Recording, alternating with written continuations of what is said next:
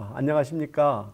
오늘은 사회심리학 네 번째 강의인 자기와 정체성에 대해서 배워보도록 하겠습니다.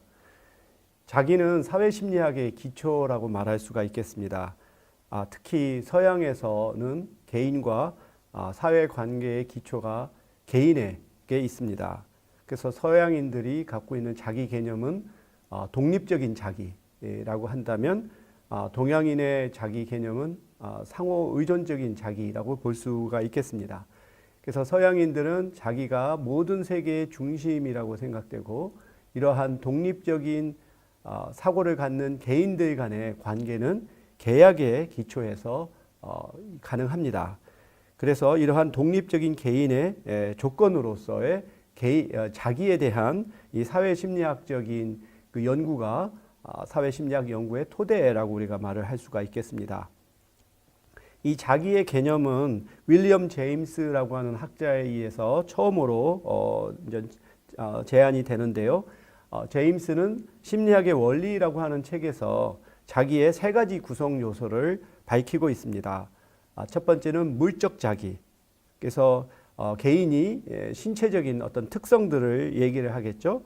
어떤 신체라든가 의상이라든가 또는 집이라든가 이와 같이 어떤 물질적인 특성을 갖고 있는 존재로서의 자기.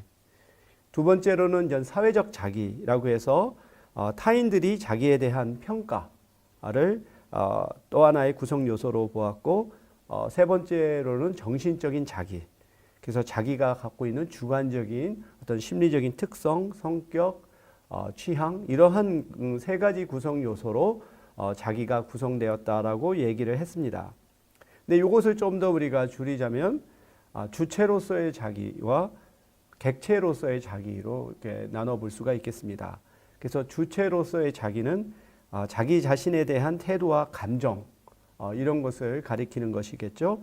객체로서의 자기는 자기에 대해서 객관적으로 판단하고 대응할 수 있는 능력, 이렇게 우리가 볼 수가 있겠습니다. 그래서 일찍이 이 자기는 주관적인 측면과 또 객관적인 측면으로 이렇게 구성되어 있다라고 이제 제안이 되었습니다.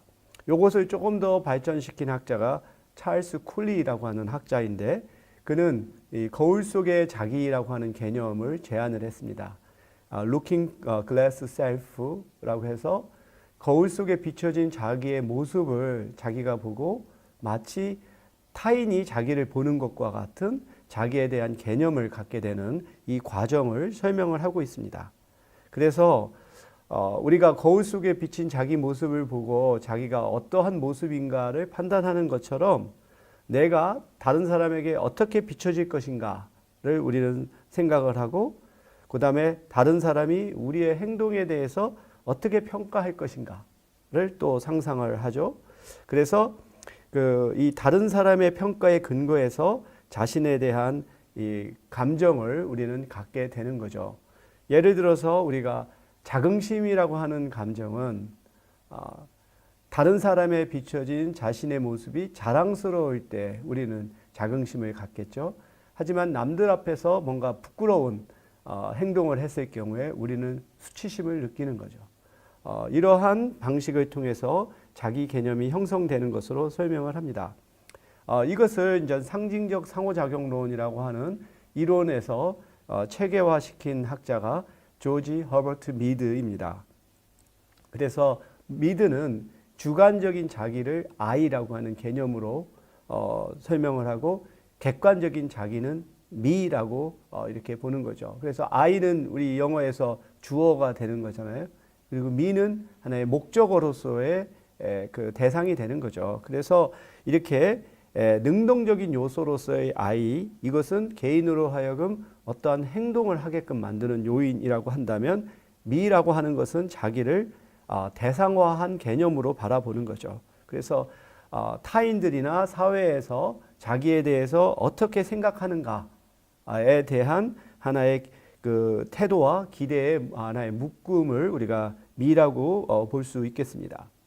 그래서 이러한 자기의 이미지를 우리는 주관적인 자기와 또 그 객관적인 자기로 이렇게 하나의 벤 다이어그램을 그려보면, 첫 번째의 경우에서는 이것이 완전히 이렇게 분리된 것이죠. 실제로 이런 경우는 뭐 현실적으로 존재하지 않는다라고 볼 수 있어요. 아래 그림처럼 자기가 자신에 대해서 생각하는 이 주관적인 자기와 남들이 자기에 대해서 생각하는 객관적인 자기가 중첩되어 있죠. 그래서 이 중첩된 부분이 많으면 많을수록 이 사람은 자기가 생각하는 것이 남들이 생각하는 것과 상당히 일치한다라고 볼 수가 있고, 만약에 위에 있는 것처럼 되어 있는 경우는 정말로 딴 세상을 산다라고 볼 수 있겠죠. 그래서 현실적으로는 많은 사람들이 이렇게 자기 자신에 대한 주관적인 개념과 객관적인 개념이 중첩되어 있지만, 그럼에도 불구하고 남들이 생각하는 것과 다른 자기만의 그 본연의 또 영역이 있죠. 이 부분은 남들한테 드러내지 않을 수도 있고 남들이 미처 인식하지 못하는 그만의 하나의 독특한 그러한 개성적인 측면이 있을 수가 있습니다. 그리고 이와 같은 주관적인 자기와 객관적인 자기가 항상 조화롭고 평화로운 것은 아니다. 남들에 비춰질 때는 자기는 상당히 최재수능적이고 성실한 사람으로 비춰질지 모르겠지만, 자기 마음속에는 상당히 자유분방하고 자기의 개성을 추구하는 그런 독립적인 자기가 숨겨 있을 수도 있죠. 그래서 이러한 것이 경우에 따라서는 긴장 상태 그리고 갈등의 상태가 있을 수도 있습니다. 데이빗 셰퍼는 이 자기 개념이 다음과 같은 단계를 거치면서 발달한다라고 설명을 했어요. 첫 번째가 이제 준비 단계, 두 번째가 놀이 단계, 세 번째가 게임 단계죠. 그래서 이 준비 단계는 태어나서 한 2, 3개월 정도의 아이가 그 어머니라든지 아빠라든지와 같은 어떤 특정한 타자의 행위를 무조건적으로 모방을 하면서 이제 자기 개념이 이제 발달을 하게 되는 거죠. 이때 아이는 자기가 하는 말이나 행동이 무슨 의미인지를 몰라요.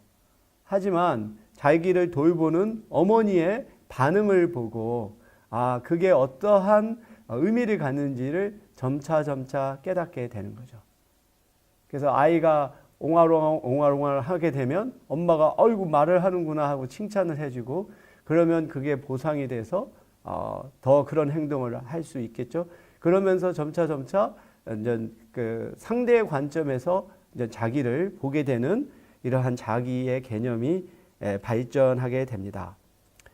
그러다가 이 아이가 이제 그 어린아이의 그런 아동의 수준에 올라가게 되면 타자의 관점에서 자기를 보기 시작을 합니다. 그래서 상대의 관점에서 자기를 바라보면서 이제 자기를 점차 객관적인 대상으로 보게 되는 거죠. 이 놀이 단계에 해당되는 것이 소꿉놀이가 되겠죠.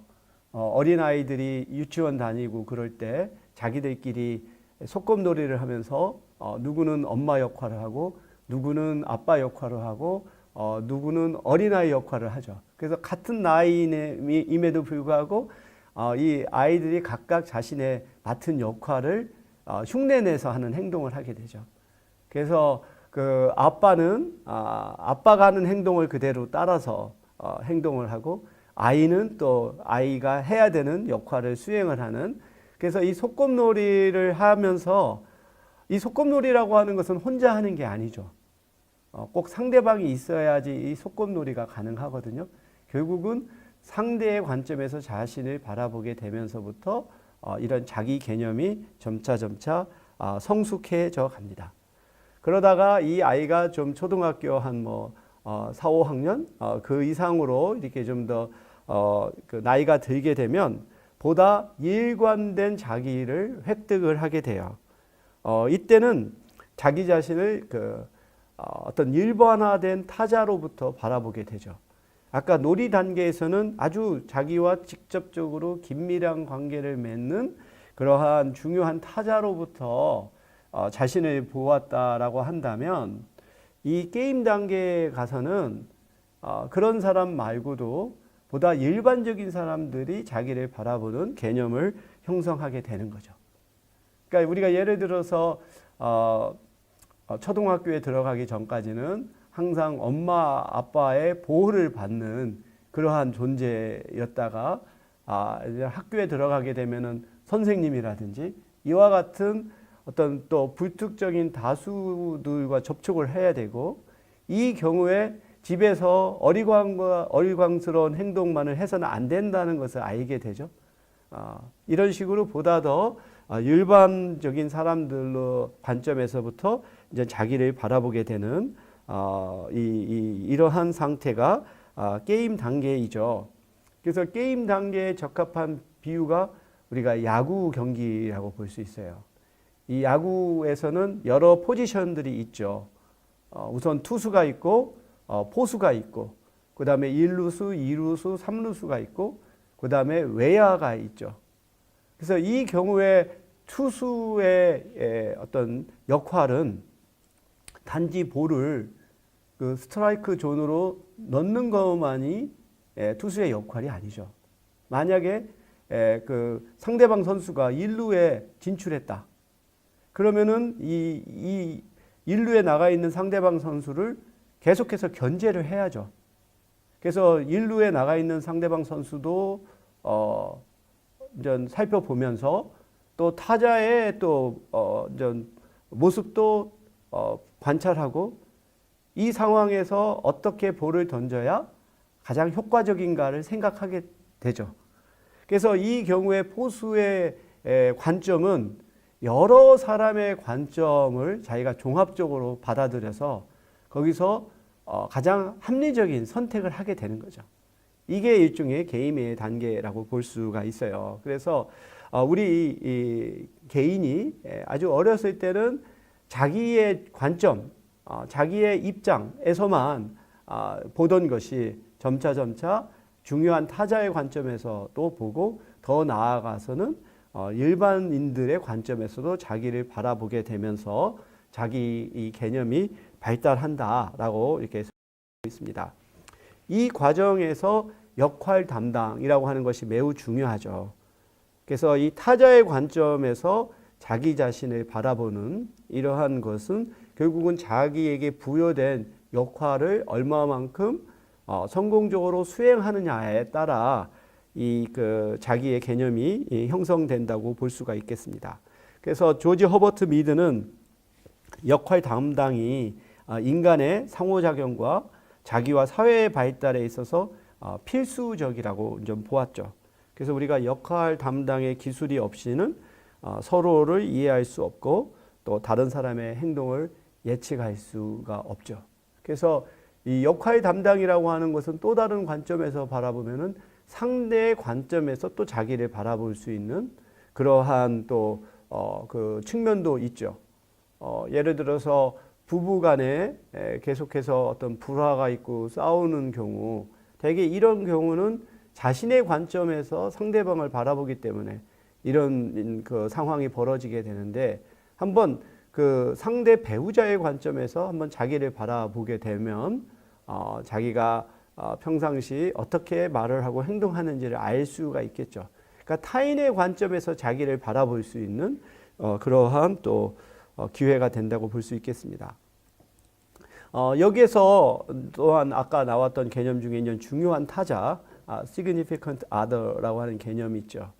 이것은 개인의 어떤 자기 개념 발달 과정에서 가장 중요한 사람을 가리키는 것이죠. 그래서 대체로 보면 부모라든지 가족 구성원들, 또는 교사, 또는 멘토 등이 있을 수 있겠어요. 그래서 이 교사 중에서도 진정으로 중요한 타자가 있을 수가 있고, 그렇지 않은 경우도 있죠. 여기서 진정으로 중요한 타자가 되는 교사에는 뭔가 자기에게 관심을 갖고 또 영향력을 좋은 영향력을 미치는 사람이 자기한테는 중요한 타자가 되겠죠. 그리고 앞서 계속해서 우리가 자기라고 하는 이 개념을 설명을 하면서 이 자기 개념이라고 하는 용어가 계속 나오게 되는데, 이 자기 개념은 한 개인이 대상 또는 객체로서 자신에 대한 생각과 감정을 가리킨다라고 할 수가 있어요. 그래서 자기 개념은 내가 누구인가에 대한 인식이면서 그와 관련되는 하나의 감정이라고 볼 수가 있죠. 그런데 이러한 자기 개념은 순수하게 그냥 본인에서 나오는 것이 아니라 사회적인 맥락 속에서 형성이 되고 영향을 받는다라고 하는 것이죠. 그래서 자기가 어떠한 특정한 사회적 집단에 속해 있느냐에 따라 자기 개념이 상당히 다를 수가 있어요. 그래서 자기가 속해 있는 그 사회적인 집단, 이게 인종일 수도 있고 성일 수도 있고 사회 계층일 수도 있겠죠. 그런 것에 의해서 자기 개념의 내용과 형태가 상당히 달라질 수가 있고, 이와 같은 자기 개념은 사회 비교를 통해서 형성이 된다는 거예요. 우리가 마치 우리가 거울 속의 자기처럼 우리가 비교를 하지 않고서는 자기 자신을 알 수 없는 것처럼 자기가 속해 있는 집단의 구성원들 또는 자기 밖의 어떤 집단의 구성원들과 자기를 비교를 통해서 내가 누구인가라고 하는 개념이 형성된다고 우리가 볼 수 있겠습니다.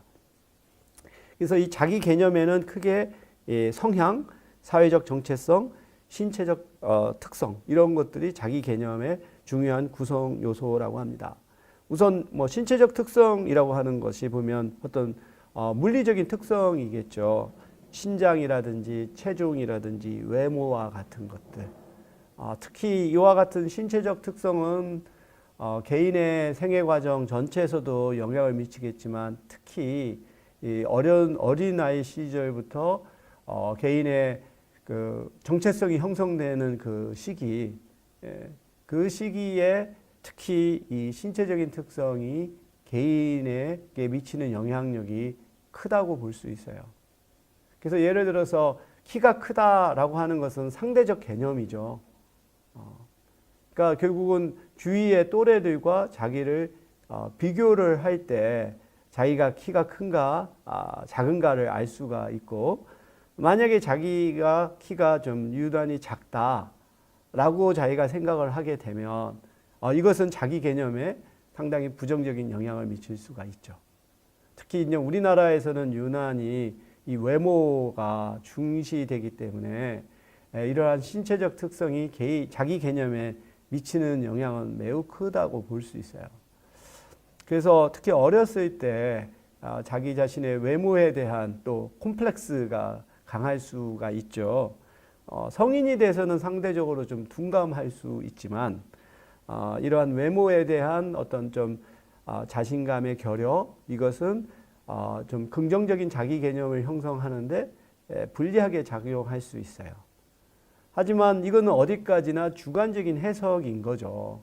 그러니까 키가 작다라고 하는 것은 하나의 물리적인 현상이겠지만 그걸 개인이 어떻게 해석하느냐에 따라 영향은 달리 될 수 있어요. 경우에 따라서는 내가 작기는 하지만 특별히 작은 것은 아니야라고 이렇게 생각할 수도 있고, 두 번째로는 나는 키가 작지만 또 다른 특성들이 있어, 장점들이 있어, 이런 식으로 해석하게 되면 결코 어떤 부정적인 자기 개념이 생기지는 않겠죠. 그래서 이 신체적 특성이라고 하는 것이 자기 개념에 분명히 영향을 미치지만 특히 이것이 유아, 아동기나 청소기 때 더 강하다라고 볼 수 있고요. 두 번째로는 사회적 정체성도 자기 개념의 중요한 요소죠.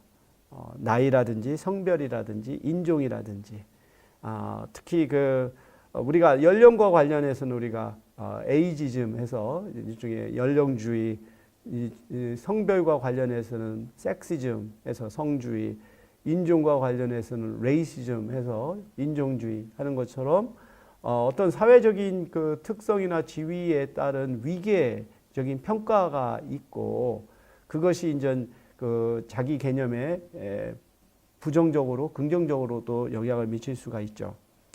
근데 지금까지 살펴봤던 신체적 특성 또는 사회적 정체성이라고 하는 것은 좀 더 외면적인 측면이라고 한다면 개인의 하나의 또 성향도 있죠.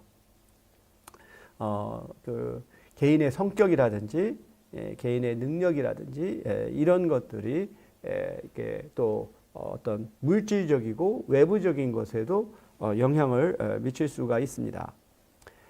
레온 페스팅거라고 하는 심리학자는 이제 사회적 비교 이론, 소셜 컴패리슨 시어리라고 하는 것을 개발해서 상당히 많은 영향을 미쳤죠. 그래서 페스팅거는 이러한 그 가정들을 내놓고 있습니다. 우리 인간은 기본적으로 자신의 능력이나 자신의 의견에 대해서 알고 싶어 하는 욕구가 있다는 거예요. 그러니까 내가 얼마만큼 능력이 뛰어난지 또는 내 생각이 얼마만큼 옳은지 이런 것에 대해서 좀 더 정확하게 파악하고 싶어 하는 욕구가 있어요. 근데 이것은 그 자체로는 알 수 없기 때문에 결국은 다른 사람과의 비교를 통해서 내가 갖고 있는 능력이 어떻고 내가 갖고 있는 태도가 어떤지를 파악할 수가 있는 거죠. 그래서 우리는 필연적으로 다른 사람과 비교를 하게 되어 있어요. 그러니까 내가 누구인가를 알기 위해서는 다른 사람과 비교를 할 수밖에 없는데 이럴 때 비교 대상이 어떠한 집단이 되느냐 하면 그러니까 비교할 수 있는 대상과 비교를 하는 거예요. 전혀 자기가 비교할 수 없는 소위 말해서 넘사벽과 비교하지 않죠. 그래서 내가 속해 있는 집단과 특성이 유사하면 유사할수록 내가 내리는 이 평가는 더욱더 타당한 것으로 생각을 하게 되죠. 예를 들어서 자기가 테니스를 잘한다라고 생각을 할 때 내가 잘한다라고 하는 것은 어떠한 기준에서 잘한다고 말할 수가 있나요? 결국은 자기 나이 또래, 자기 나이 또래라던가 또는 그 동호인들과의 비교를 통해서 자기가 잘하거나 못하거나 하는 평가가 나오지 페더러라든지 조코비치라든지 나달과 같은 선수와 비교하지 않죠. 그러니까 모든 경우가 결국은 자기가 비교 가능한 대상과의 비교를 통해서 우리는 자신에 대한 평가를 하게 됩니다. 근데 이 경우에 이 페스팅거는 한 단계 더 나아간 설명을 하고 있어요. 우리가 이제 비교를 할 때 어떤 그 상향적인 비교를 하기도 하고 하향적인 비교를 하기도 해요. 그래서 우리는 경우에 따라서는 자기의 기준보다 좀 더 높은 수준에 있는 사람과 비교를 합니다. 이럴 경우에는 자기 개발의 동기가 강한 경우죠. 내가 나보다 그래도 나은 사람과 비교를 해서 좀 더 나아지고자 할 때는 우리는 상향적인 비교를 해요. 근데 경우에 따라서는 우리는 하향적인 비교를 할 때가 있어요. 자기보다 좀 더 낮은 사람과 비교하는. 이 경우는 되게 자기 만족감을 얻기 위해서 하는 경우가 많아요. 그래서 그 자기가 아무리 노력해도 이루고자 하기 어려울 경우, 그건 좌절감을 주는데 이 경우에는 우리는 자기보다 더 처지가 어려운 사람과 비교함으로써 그래도 나는 나은 편이지 이런 식으로 함으로써 어떤 자기에 대한 보호를 할 수가 있는 것이고 상향적인 비교는 현재보다 더 나은 자기로 발전하고자 할 때 우리는 또 상향적인 비교를 한다라고 얘기를 했습니다. 지금까지는 우리가 자기 개념에 대한 좀 하나의 토대를 살펴보았다면 지금부터는 이것을 어떻게 구체적으로 측정을 하고 측정된 결과가 어떻게 나타나는지에 대한 경험적인 연구를 살펴보겠는데요.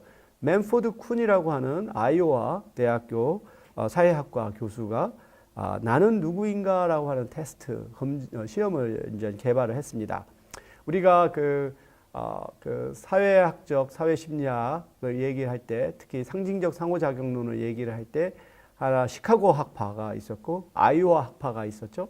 그래서 시카고 학파는 조지 허버트 미드라든지 또는 그 블루머라든지 또는 그 어빙 고프만이라든지 기어츠라든지와 같은 좀 더 질적인 그런 연구를 하는 분야라고 한다면 아이오와 학파는 상당히 개량적이고 정량적인 연구 방법을 택하는 그러한 학파라고 했습니다. 그래서 이러한 그 하나의 좀 더 정량적이고 표준화 사회심리학을 개발한 맨포드 쿤이 이제 나는 누구인가라고 하는 시험을 통해서 자기 개념을 측정하는데요.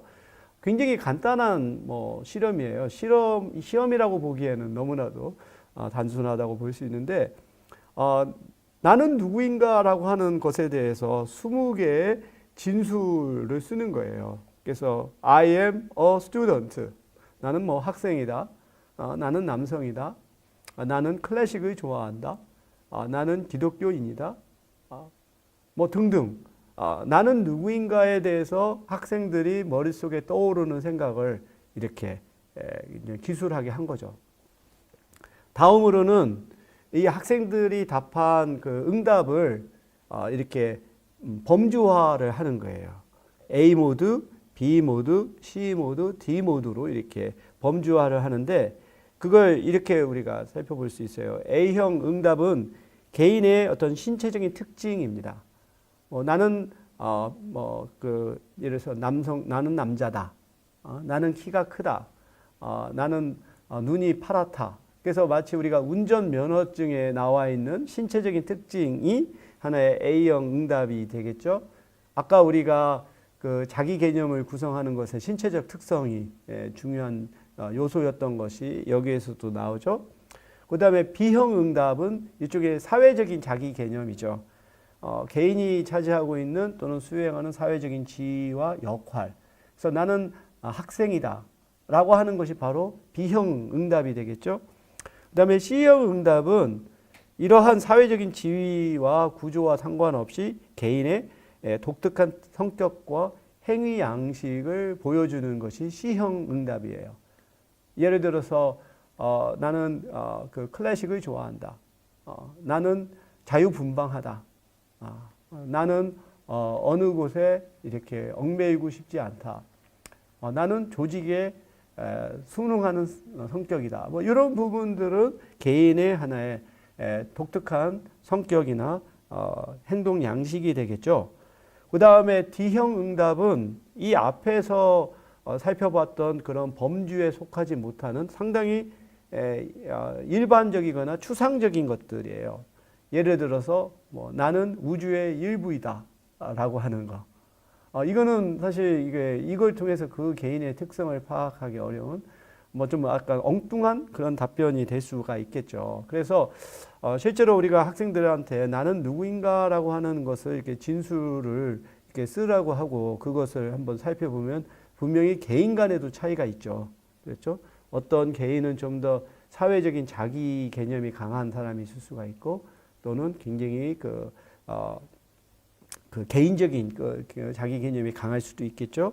근데 루이스 저처라고 하는 학자가 이렇게 학생들이 이것을 추적을 계속해서 패널 스터디처럼 매해마다 이 사회심리학 수업을 듣는 학생들을 대상으로 조사를 했어요. 그러니까 60년부터 80년까지 쫙. 이제 그렇게 보았더니 이 학생들의 응답을 보면 그 1960년대에는 이 제도적인 자기와 관련된 응답이 많았던 것이 이게 70년대, 80년대로 넘어서면서부터는 상당히 충동적인 자기의 모습이 더욱더 많아지더라라고 하는 것을 이제 보고를 했습니다. 그래서 우리가 영화에서도 봐도 주인공들이 대비되는 경우가 많아요. 그래서 어떠한 그 주인공은 상당히 모범생과 같이 조직에 충실한 그러한 그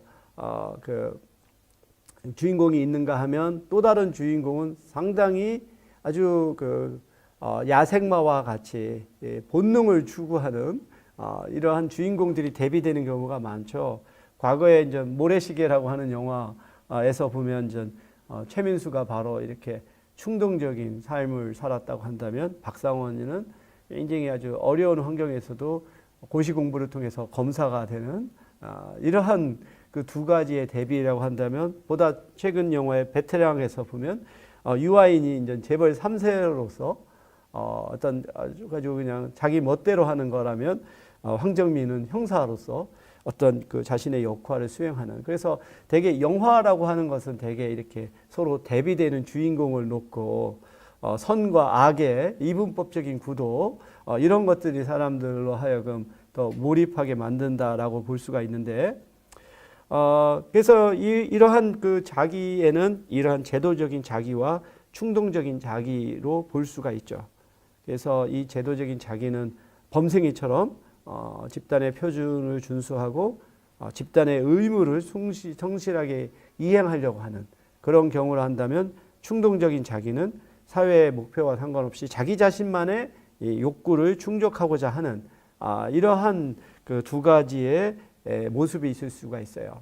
그래서 한번 학생 스스로도 나는 어떤 면에 좀 더 가까울까 생각해 보면 어떤 사람은 좀 더 제도적 자기에 가깝다고 볼 수 있고, 어떤 사람은 충동적 자기라고 볼 수도 있겠죠.